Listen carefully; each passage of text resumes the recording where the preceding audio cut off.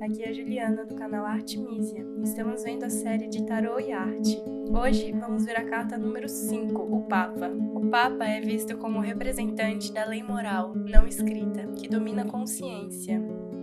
Arcano de capacidade adivinatória, da intuição, da filosofia, do conhecimento espontâneo. O pontifício simboliza também o homem como intermediário entre a divindade e o plano das coisas criadas. Sua tiara papal, na iconografia do tarô, tem como seu simbolismo a existência de 3 reinos, ou 3 mundos, e é um elemento que permaneceu invariável ao longo de sua história.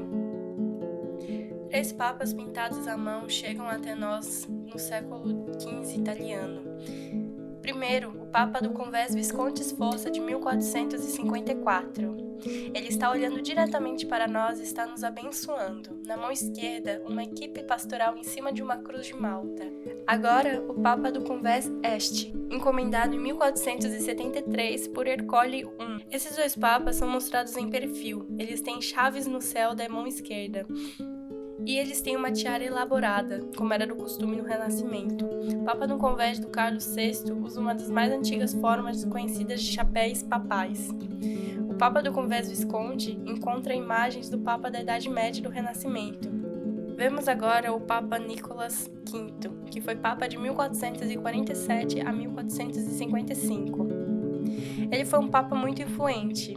Depois, o Papa Pio II, que foi Papa de 1458 a 1464. Ele era especialmente conhecido por suas qualidades como escritor, ou seja, ele é o único Papa que escreveu uma autobiografia durante esse período. E antes de tornar Papa, ele tinha vários romances e poemas em seu nome, alguns deles com um rosto levemente erótico.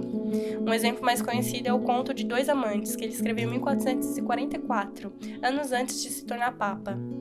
O próximo é o Papa Sisto IV, de 1471 a 1484.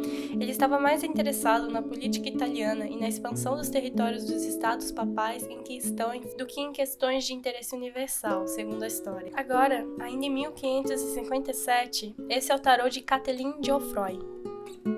O Papa tem uma tiara na cabeça, um bastão papal na mão direita e a chave do céu na mão esquerda.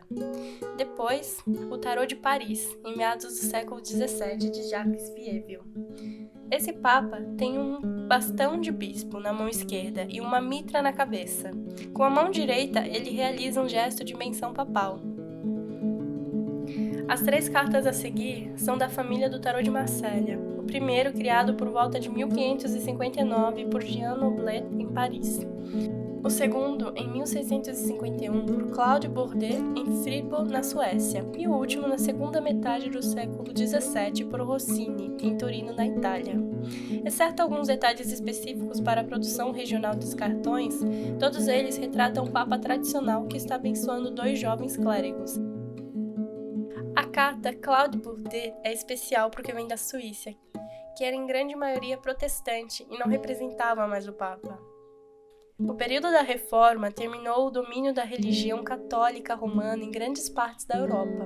Nas cartas do tarô, o Papa foi substituído por outros símbolos. Esses símbolos, entre os mais usados, foi a imagem de Júpiter, o deus romano, como vemos nessa primeira carta. Essa carta é do chamado Tarô de Besançon, que se tornou modelo padrão para o tarô reformado de Marselha, na Alemanha Ocidental. Já o próximo cartão é uma variação suíça sobre esse tarô, criado no século XIX por J. Müller. Essa variação suíça é comumente chamada de 1JJ Tarô. E a próxima carta é uma variação do baralho de Jacques Vievel, que apareceu pela primeira vez em Flanders, uma região de língua holandesa compartilhada pela Bélgica e pela França.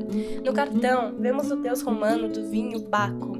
Dessa maneira, os fabricantes de carta ridicularizavam as paixões mundanas dos papas católicos romanos, que foi uma das principais razões da reforma. Mas em países que falam línguas latinas, o cartão do Papa continuou a existir. Primeiro, esse é o tarô de 1810 da Lombardia, depois o tarô de La Rocca, em 1835, e finalmente o tarô de Oswald Wirth, em 1889. Antonie Corti de Gebelin começou sua carreira como pastor protestante. Em 1781, no volume de número 8 do Le Monde Primitif, ele introduziu o nome O Hierofante para substituir o Papa no baralho de tarô. A palavra hierofante é um nome originário da Grécia Antiga e foi usada para um tipo específico de padre que interpretava mistérios sagrados. Alguns fabricantes de cartões, como a Vanchetta Italiana, em 1893, começaram a usar esse nome em seus baralhos de tarô. Desde que a ordem da Golden Dawn e também a do Waite-Smith adotaram esse termo, 95% de todos os baralhos de tarô começaram a usar esse termo, em vez do Papa. Do baralho do Waite-Smith, vemos que o Papa não mudou tanto assim. É claro, surgiram pilares e, finalmente, o Hierofante.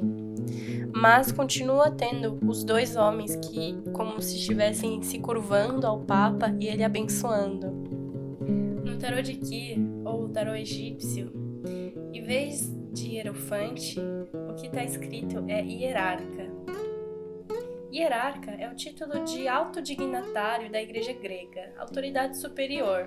No tarô egípcio, tem o ato de repartir a graça do seu ministério. Sua lei é sua inspiração. No plano superior, as leis universais através do qual o Criador manifesta as suas criações no sentido místico, a quinta essência das coisas, o magnetismo cósmico, a religião. No plano do meio, a quinta essência, o vigário, a natureza e a ordem.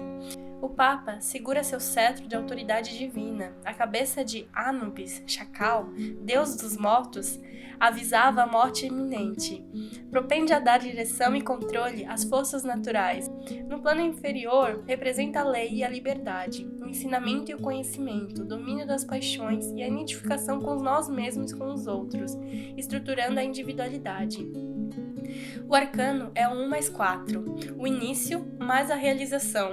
A balança em equilíbrio perfeito pesava a alma contra o peso da pluma de verdade. No tarô de Crowley, o simbolismo do Hierofante significa a certeza da fé, a sabedoria. Feições que aparecem como se fossem máscaras são as crenças enrijecidas, rituais mortos. A janela, com pétalas de rosa, é a transcendência translúcida. A serpente sobre a cabeça traz a sabedoria, a cura. A pomba, o Espírito Santo, a iluminação, como eu utilizei também em minha carta. O báculo, com 3 anéis, é a unificação do passado, do presente. Os 3 pentagramas contidos uns dentro do outro é a incorporação do homem na estrutura cósmica. A Osíris, dentro do grande pentagrama, significa que é a atual era de Osíris, que de certa forma pode-se transpor esses conceitos cunhados por Crowley para a era do matriarcado, a era de Ísis, era de Peixes, Orísis, e a era do Aquário, Ouros, que está despontando. A mulher com a espada e a meia-lua dentro do pentagrama do meio também significa da era de Ísis, que existiu há mais de 2000 anos. O Horus, com a criança dentro do pentagrama menor, é o desapontar da era de Horus. Os 4 querubins nos 4 portadores do altar divino.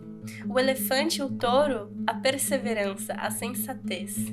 Na astrologia, essa carta tem relação com o touro, que é a tradição e a solidez.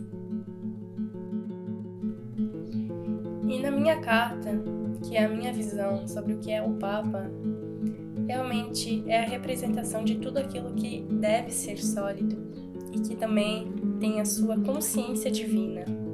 Por isso eu coloquei a pomba. Para mim a pomba, ela realmente traz a simbologia da paz, ela traz o cuidado, a devoção, a pureza.